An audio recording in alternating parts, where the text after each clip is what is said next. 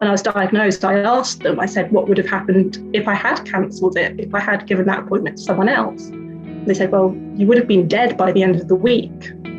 And that was sort of the moment I realised I was really sick and I should have got in sooner.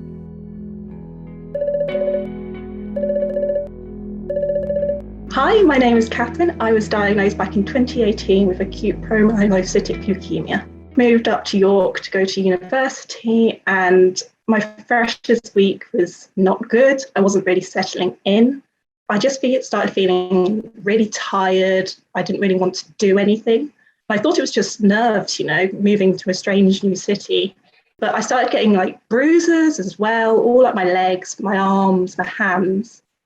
And it was just normal, I thought, being in a strange room in the middle of the night. You bang into things, you bruise yourself.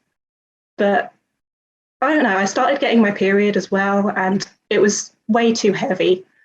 And looking back on it, I should have noticed something was wrong at that point, but I just wanted to settle into university, so I ignored it and I carried on as well as I could.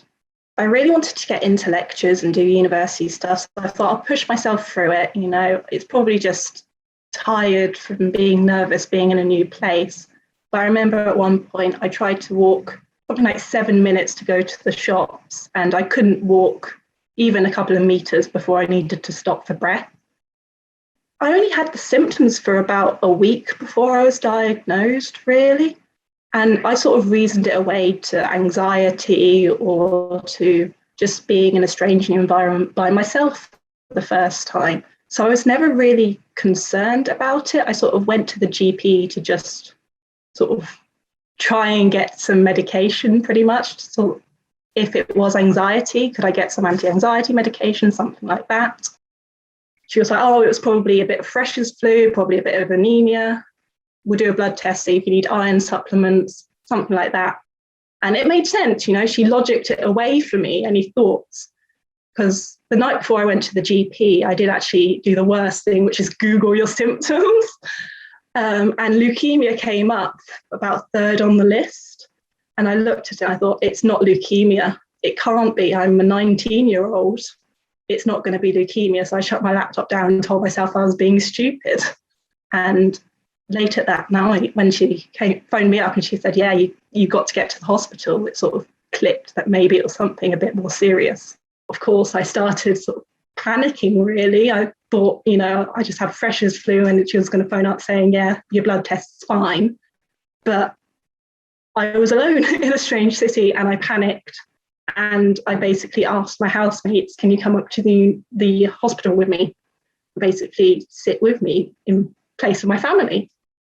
And they were wonderful. They went, yeah, of course we'll come with you. And we got a taxi up there. I did phone my family up and say, look, I am going into hospital. So I was like, you don't need to come up and see me. I'll be fine. It's probably just one overnight stay at most. But once I got up to the hospital, that was one of the first questions they asked. They said, is your family close by? I said, oh, about 4 hours away if they drive.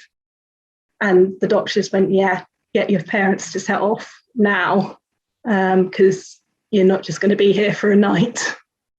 And we'd normally tell you when they're here, but we can't wait.